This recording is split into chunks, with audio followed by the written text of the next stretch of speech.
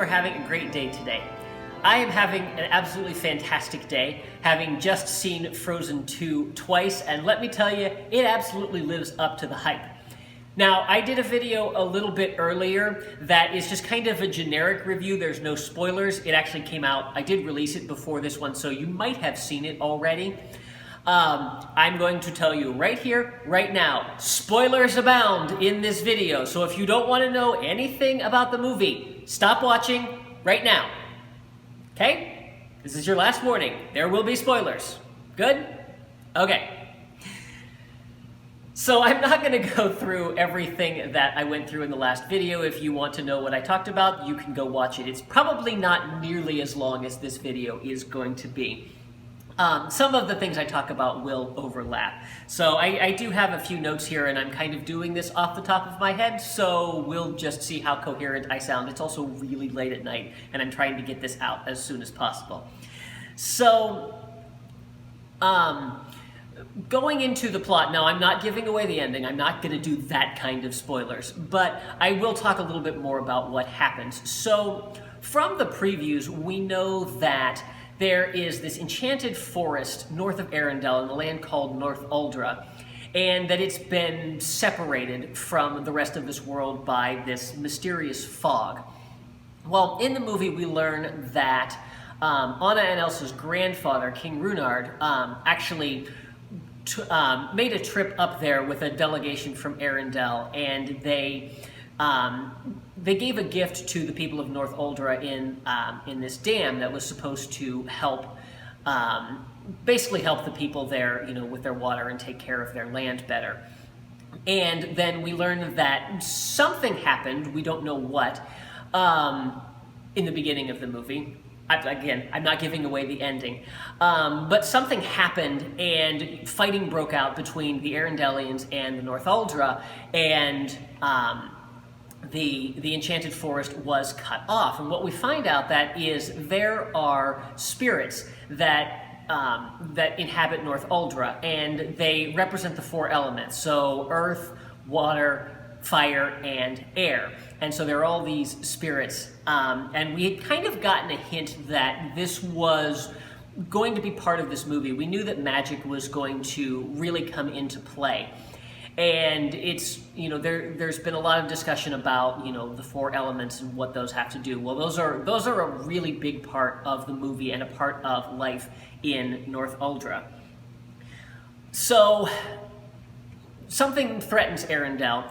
The people there aren't really sure what it is, and of course Elsa is hearing this voice that is calling to her, and so she and Anna and Kristoff and Olaf and Sven set off to the north to journey to this enchanted forest and find this voice and find out what is threatening Arendelle, and hopefully try to be able to resolve the situation in a way that's good for everyone. And of course, no one can get in or out of this enchanted forest until Elsa shows up, and then suddenly they can get in. Let's see, what else? I said in the review earlier that this is not your typical princess movie, just as Frozen kind of, went against all of the norms of, the traditional princess fairy tale. There's no villain in this movie. Okay, there kind of is, but not really. Not in the present time, there's no villain. But it's still, it's an amazing story, and the way that they told it is just really, really powerful. There are some fantastic moments in this movie, and I'm not going to give away too much, but when our heroes from Arendelle first meet the people of North Uldra, Olaf goes into a recap of everything that happened in Frozen, and it is absolutely hilarious. It's one of my favorite moments in the movie. And there's so much good interplay between all the different characters. It's really cool to see how the relationships develop.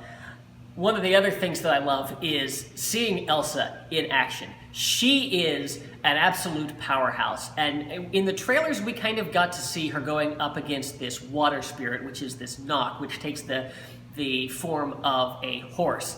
And the battle that she has with this spirit is It's absolutely stunning. It's incredible to watch. It's a lot of fun. And yeah, just to see her really unleash her power is absolutely amazing.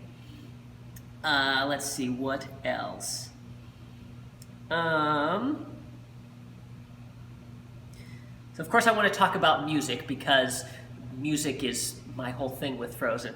But I think I actually want to, I'll save that for a little bit later, because I think that's kind of the best part of it. Back in, I think it was February, I did a video where I was talking about things that I thought I would like to see, thought we might see from this movie, and I watched that between the two showings tonight just to kind of see if I was anywhere close to the mark. Boy, was I wrong. So let's see. A couple of the predictions that I made was Hans. And that, you know, he was going to be the threat to Arendelle. He was going to come back with some of his brothers and try to take over the kingdom that he feels like he was cheated out of. Yeah, no, that didn't happen. I thought that maybe Anna would end up with magic. Nope, didn't happen.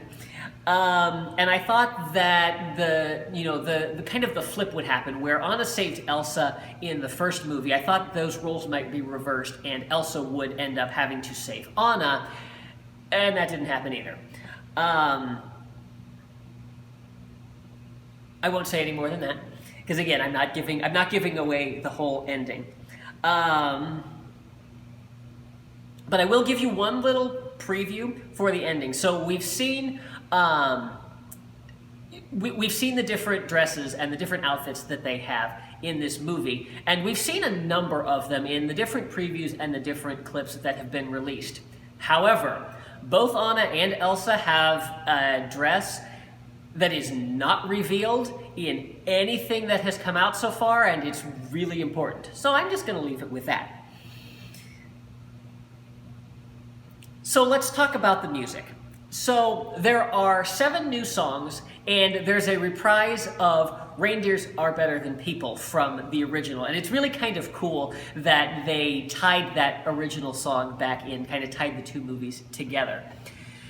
So the first song that we get is called All Is Found, and it is sung by Anna and Elsa's mother. And she sings about this river that's found far to the north that holds the answers that Anna and Elsa, specifically Elsa, are going to be looking for in the future. And it's this beautiful kind of lullaby. It's got this folk quality to it, and it's really kind of haunting, and it's a theme that keeps coming back throughout the movie, and it's really, really beautiful and really kind of sets the stage for everything that's going to happen.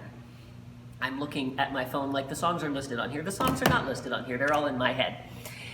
So that song takes place back in the past when Anna and Elsa are children and still together.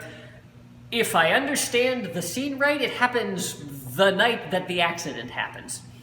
I'm guessing, based on what happens.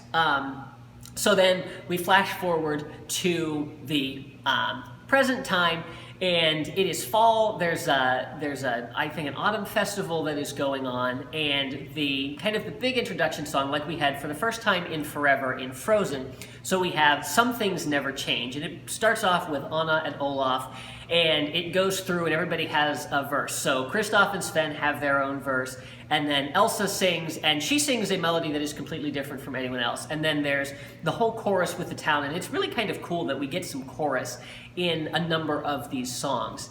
Of course, with a name like Some Things Never Change, you know that things are going to change. So it sets it up. But I really like this song. I think it does a really good job of setting things up.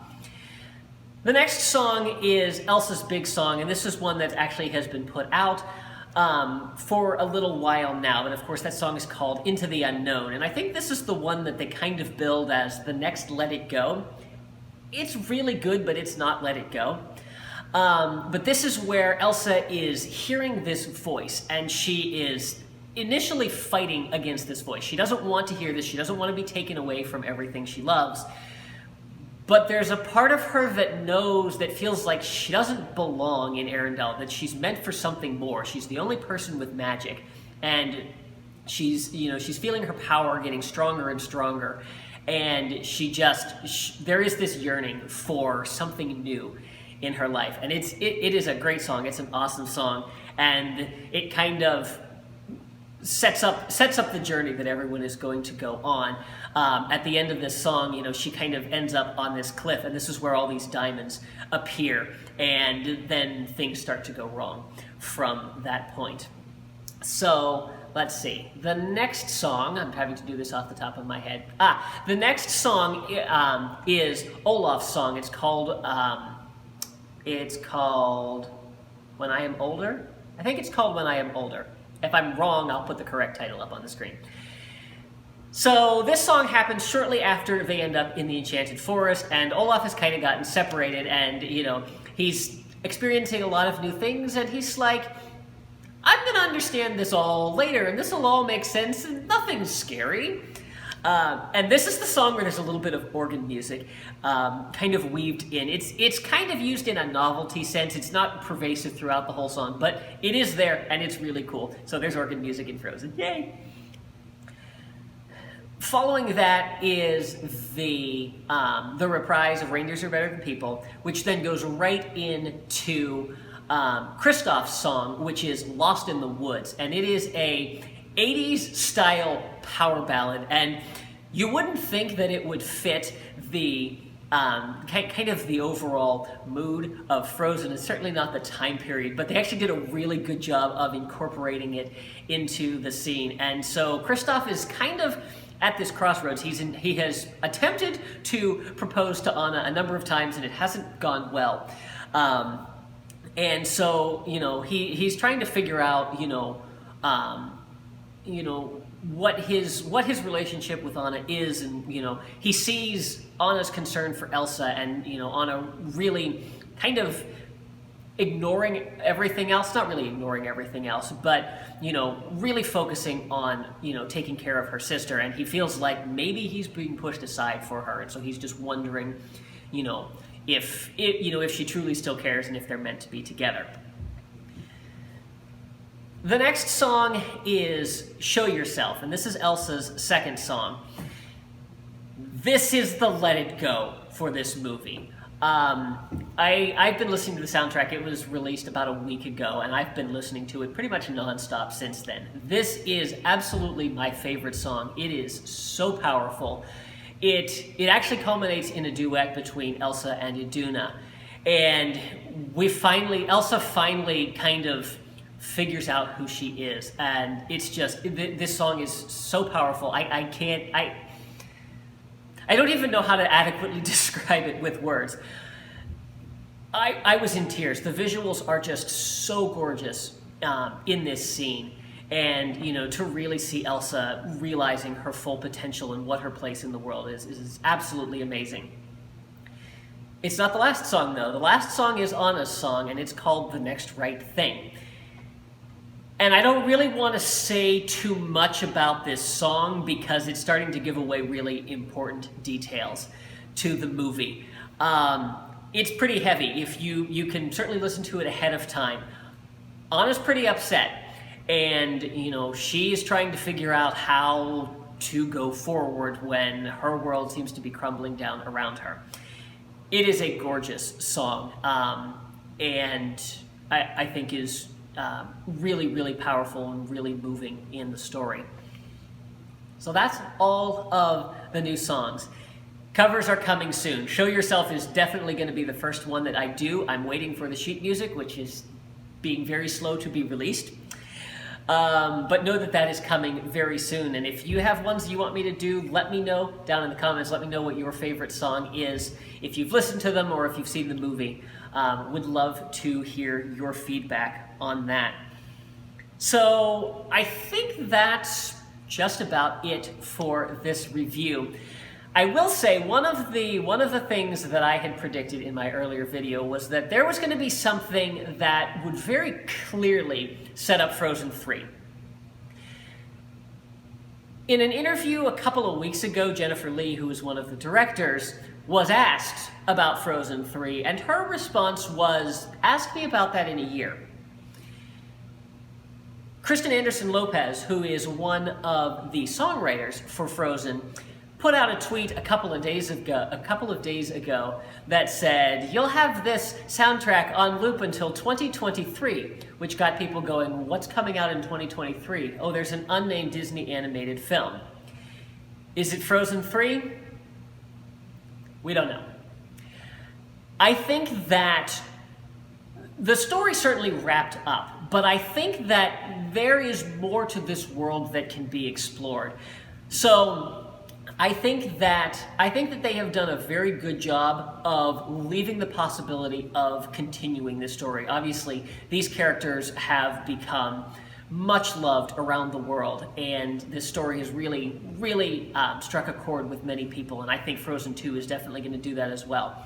So I think they did a very good job of leaving themselves open to continuing the story, and I think, of course, it's probably going to come down to how well does Frozen 2 do? If it does well, I think I can say with some certainty that there will be a Frozen 3 or some continuation of the story in the future.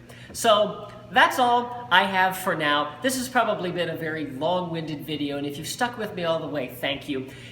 Let me know if you've seen it. Let me know what you think. If you haven't, go see it. It's really good. Thank you all so much for watching today. Have a great day. That's not how I end a video. See you real soon.